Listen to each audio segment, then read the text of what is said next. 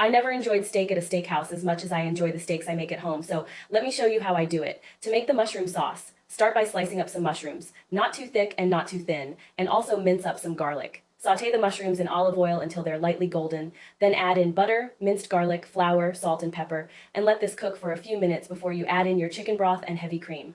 Add in some fresh sage, let this simmer until it's a bit thickened, and then finish off with Pecorino Romano.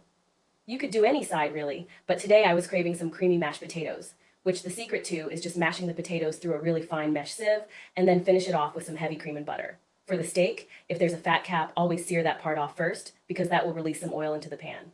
I forgot to show this, but I always try to cure my steaks, which means you put it on a wire rack with some salt and pepper in the fridge for a few hours, but ideally overnight.